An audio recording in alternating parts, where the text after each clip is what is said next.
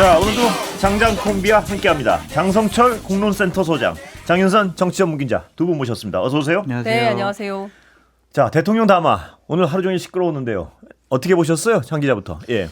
저는 이걸 왜 했는지 잘 모르겠어요. 일단 선거 아흘에 앞두고 뭔가 전국의 반전을 꾀하고 싶었던, 그리고 뭐라도 부직갱이라도 얹어서 선거에 도움이 되고 싶은 그 마음은 알겠지만, 지금 이 국면에 제가 보기에는 의사들이 제일 화나게 만드는 대목이거든요. 예. 그러니까 뭐 내용도 그래요. 뭐 지난 27년 동안 국민의 90%가 찬성하는 의사 증원, 의료개혁 그 어떤 정권도 해내지 못했다. 굽힘없이 가겠다는 거거든요. 예. 근데 이 얘기를 왜 지금 하죠? 그리고 제일 중요한 건 숫자가 중요한 게 아니고, 지난주 방송에서도 설명드렸지만 지금 우리 당장 그 현실 가능한 숫자가 2,000명이 아니다라고 합리적 설득을 계속했는데 안 듣는 거잖아요. 안 듣고 내가 2,000명 정했으니까, 그리고 이 문제에 대해서 토다는 사람들 절대 용서하지 않겠어? 좋아, 빠르게 가. 이 얘기를 하고 있는 거거든요. 그러니까 답답한 거죠. 예. 예.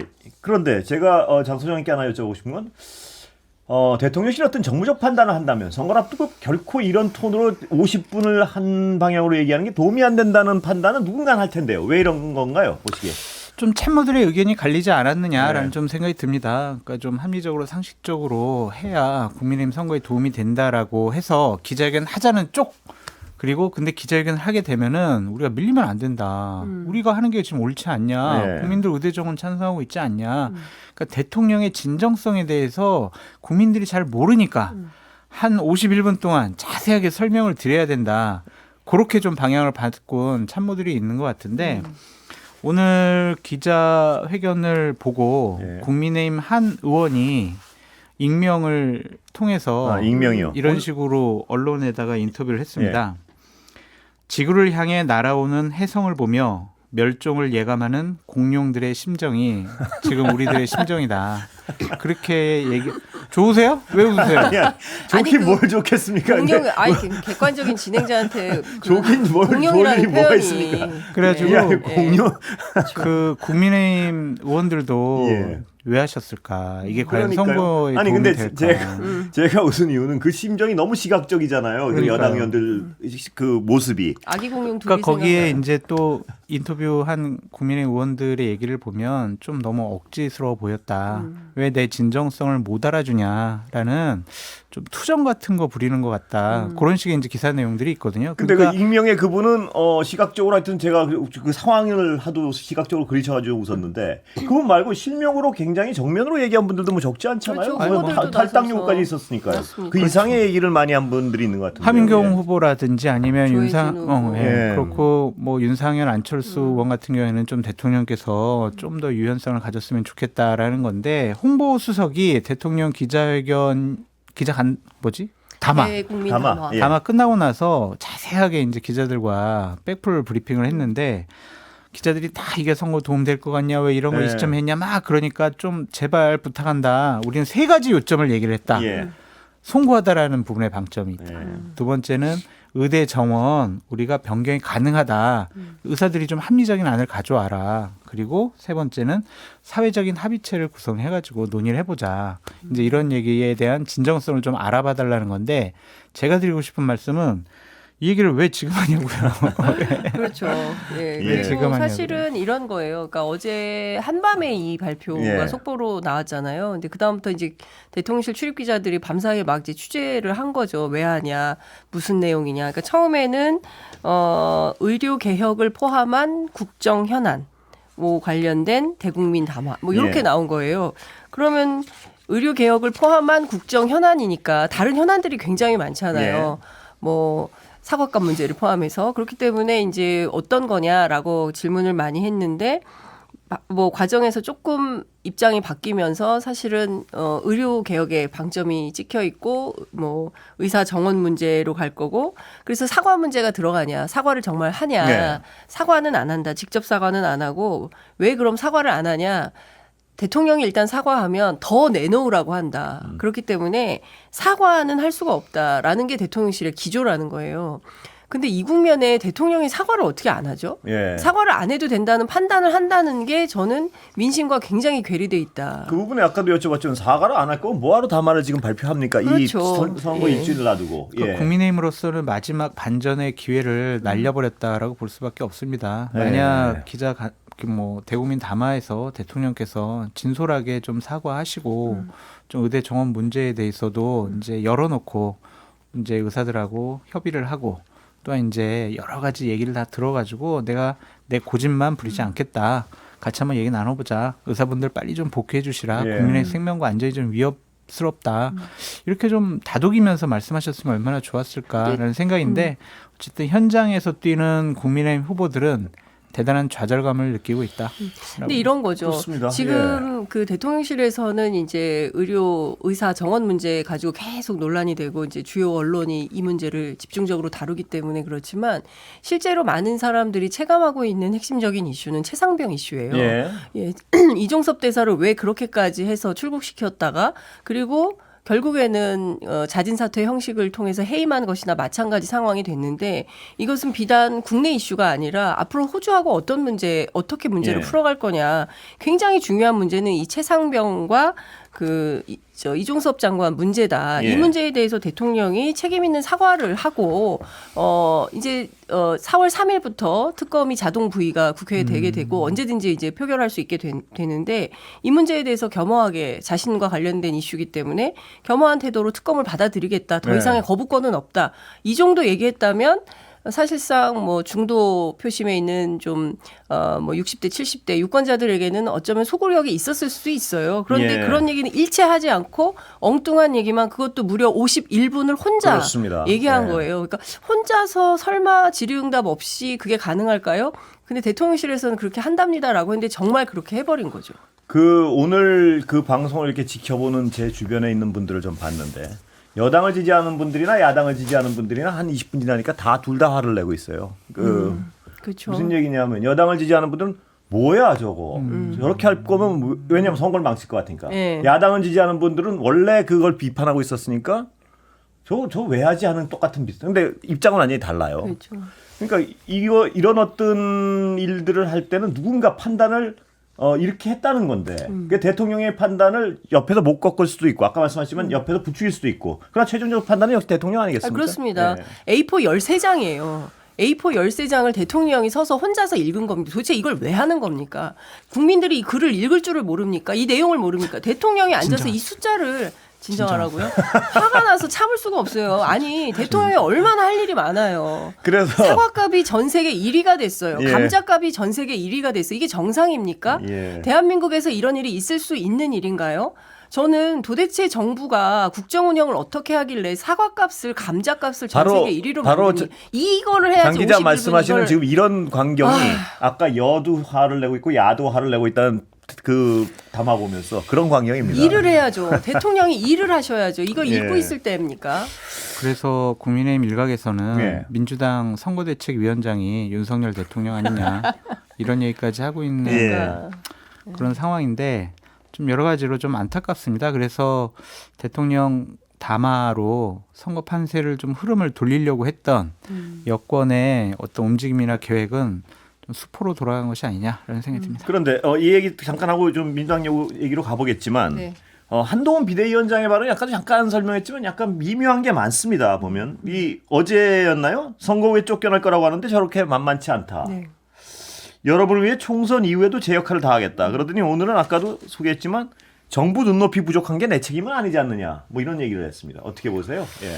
두 분 사이를 한마디로 정의를 하면 예. 서로 이런 말을 하는 것 같아요. 도대체 왜 저래?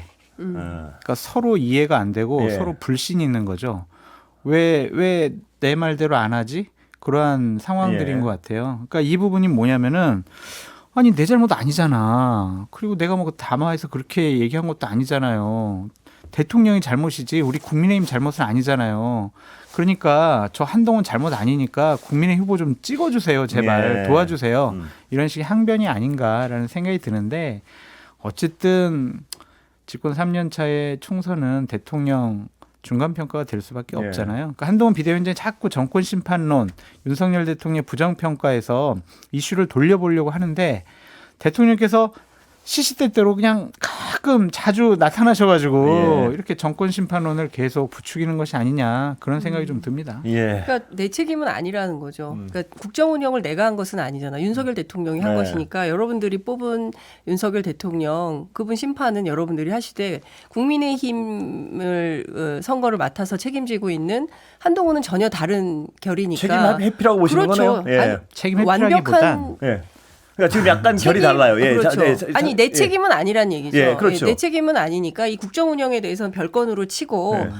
국민의힘 앞으로 잘하겠으니까 새내기 한동훈을 믿고 우리를 국민의힘 찍어달라? 찍어주세요. 예. 이 캠페인을 하고 있는 건데 예. 누가 보더라도 이율 배반적이죠. 왜냐하면 한동훈 위원장하고 윤석열 대통령을 따로 분리해서 사고하기가 굉장히 어려워요. 쉽지 않죠. 예, 그렇기 때문에 이분은 한 팀이고 원팀입니다. 아니, 그래서 예? 사이가 많이 벌어져가지고요. 아니 원팀이에요. 두 팀입니까, 예, 원팀이에요. 100% 원팀이고 이 두 사람은 같이 그 무슨 일을 하든 같이 평가를 받을 수밖에 없기 때문에 책임도 같이 져야 된다. 근데 구단주랑 여당 대표 예. 아닙니까? 구단주랑 감독이랑 사이가 좀 안 좋아요. 예, 그래서요. 감독 쫓겨날 수 있다는 전망이 나오는 거 아닙니까? 지금? 그렇죠. 그 경기 안 끝나고 쫓겨, 나면. 나 예. 절대 안 쫓겨난다. 안 나간다. 예, 나 그 집에 얘기하고 안 있는 거 간다. 아닙니까, 지금? 뭐 예. 자꾸 나 유학 간다 그러는데 나 아니다. 이 얘기하고 있는 거거든요. 그래서 한동훈 비대위원장이 정말 많은 노력을 하고 예. 있는데 여러 가지 한계 때문에 참 힘들어하고 있는 모습을 저런 말로서 나타내는 것이 아니냐는 예. 생각이 듭니다.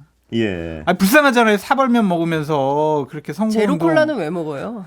당이 부족하니까. 네? 아니 근데 당이 그 얘기 부족하면 잠깐만 더 제로 하고 콜라 예. 그 건강 상태까지 모르겠고요. 감독 쫓겨날 것 같습니까? 그냥 갈 수 있습니까? 아니, 선거 그냥 끝나고 가죠. 나면. 갑니까 쭉? 아 선거 끝나고 예, 나서요. 선거 끝나고 예. 한동훈 비대위원장이 비대위 체제니까 네. 선거 끝나고는 어쨌든 그만둘 수밖에 비대위 없고요. 체제야 바뀌겠지만 저는 또한 6월 선거지는 그렇죠. 선거지는 다음 날 당연히 네. 진 쪽의 수장은 네. 그만둔다고 기자회견할 예. 수밖에 없어요. 그게 정상이죠. 예. 예, 그게 정상적인 정치 문법이었는데 저는 아니요. 조기 당대회 할 거라고 아, 생각해요. 그래요? 그래서 예. 당대표 출마하겠죠. 예, 그리고 한동훈 위원장이 화가 많이 났어요. 사실 여당 대표로서는 어떤 품격 때문에 절대 선거에서도 담지 않는 욕설을 예, 그렇습니다. 계속 강조해서 예. 뭐 쓰레기 이런 표현을 막 쓰고 있거든요. 예. 그러니까 너무 얼굴이 화끈거릴 정도의 저도 이런데 보수 유권자들은 더 심할 것 같, 창피하잖아요. 예. 예. 그래도 여당 대표라는 사람이 말을 점잖게 해야지 저렇게 격떨어지는 말을 매일 강조해서 하고 있단 말이에요. 그렇기 때문에 급하다. 그리고 화가 많이 나 있다. 어떻게든 이겨야겠다는 생각이 드는 것 같고 특히나 조국 혁신당의 조국 대표를 향해서 굉장히 날선 비판을 많이 하는데 예. 가만히 되짚어 보면 사실 그 고발 사주에서 핵심 그 피해자로 3명이 결혼됐으니 윤석열 대통령, 김건희 여사 그리고 한동훈 위원장이잖아요.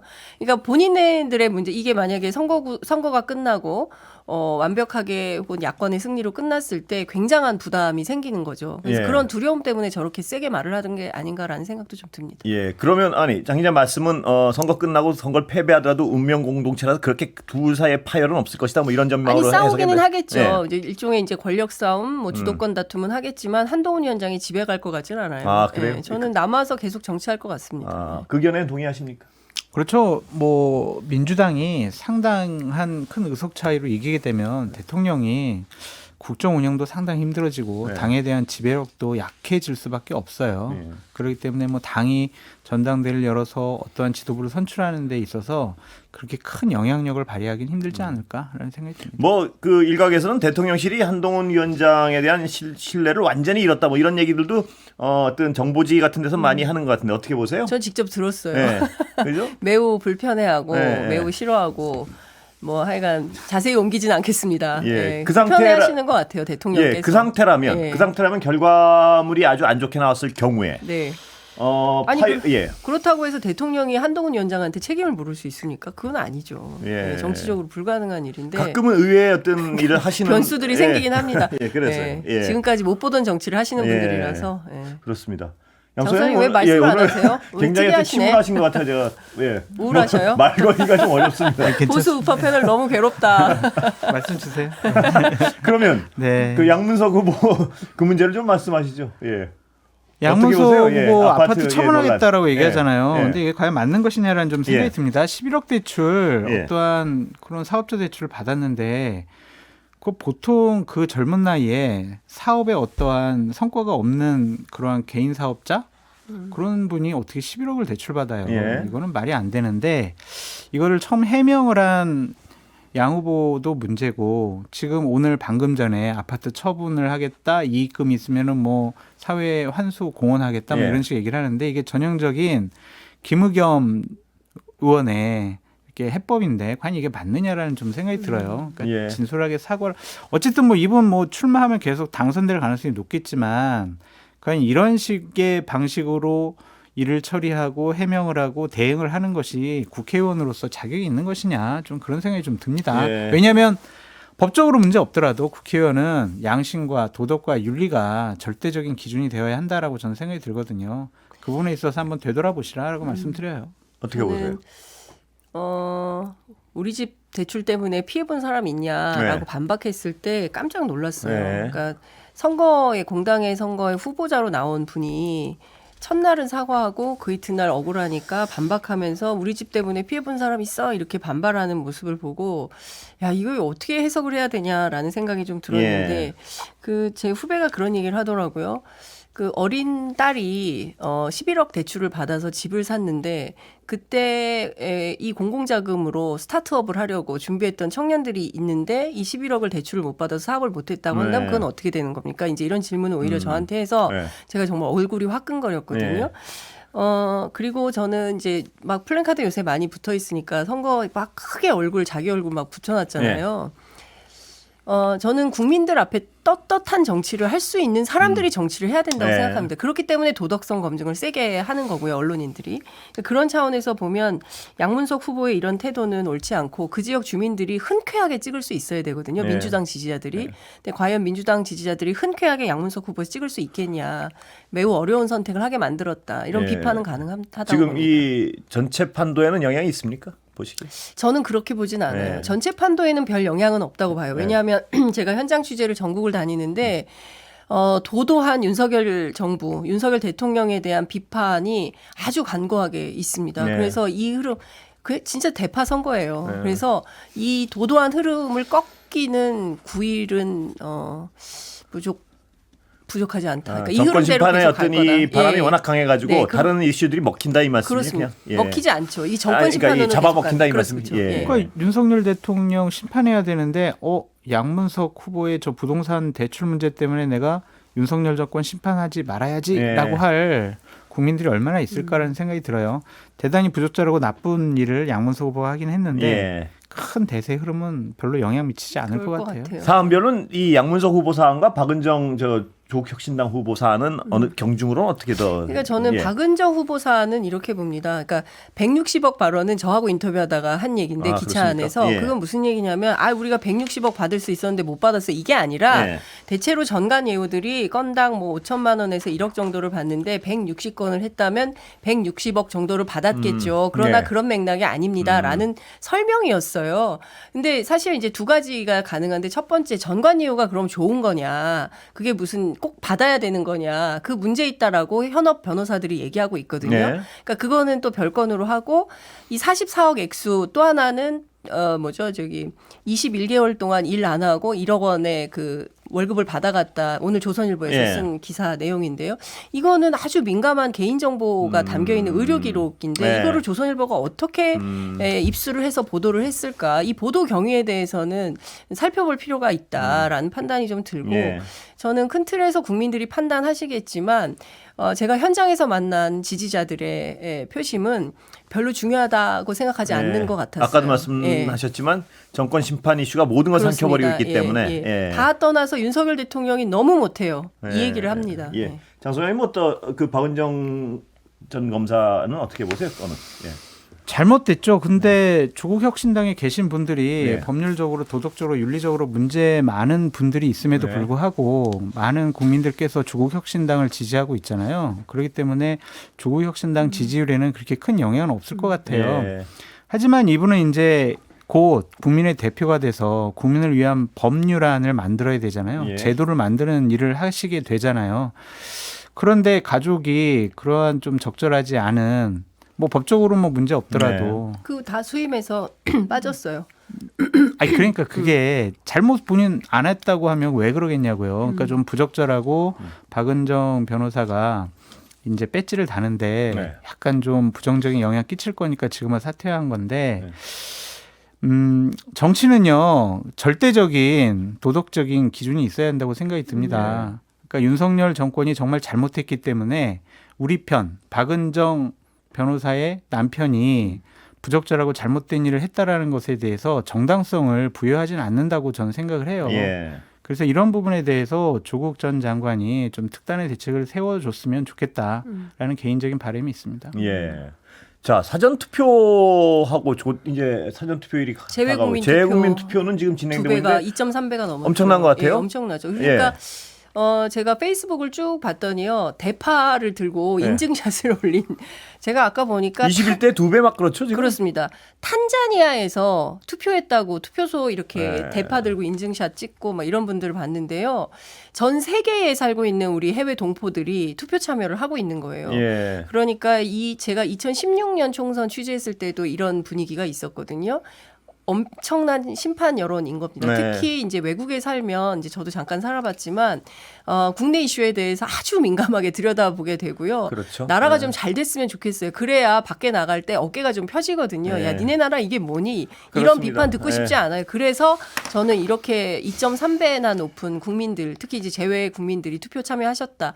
사전 투표율은 더 높을 것 같다는 생각이 더 높을 것 같다. 예, 저는 예. 투표 참여 상당히 높을 거라고 봅니다. 어떻게 보세요? 동의하시죠? 네, 예. 유권자 76.5%가 예. 반드시 투표하겠다라고 예. 하고 있고 반드시 사전 투표하겠다가 또 41%예요. 네. 보통 거기서 한 7, 8% 빼면 실제 투표율이 나오더라고요. 그래서 이번에는 투표율이 지난번 2020년보다는 본 투표율, 사전 투표율 다 높아질 것으로 예상을 합니다. 네, 혹자들은 네. 65에서 70 사이가 나오면 야당이 유리하고 그 이상 나오면 누가 유리할지 모르고 뭐 이런 얘기하는데 동의하세요? 투표율 높으면은 야당이 네, 유리하죠. 무조건 60%, 70, 예. 60% 넘으면 야당이 유리하다고 봐야죠. 근데 저는 예전하고 좀 달라져서 대체로 투표는 꼭 해야 된다고 생각들을 하세요. 예. 예, 그래서 정말 특별한 일이 없는 한 뭐 여든 야든 투표는 다 하실 걸로 전망합니다. 예. 그러니까 이 투표율이란 것이 높으면 높을수록 야당이 유리하다는 게 일반 논리는 한데 근데 그게 어떻게 될지 예전 논리일 수도 문법인 것 있다는 것 같아요. 예. 2016년, 2020년 총선 쭉 들여다보면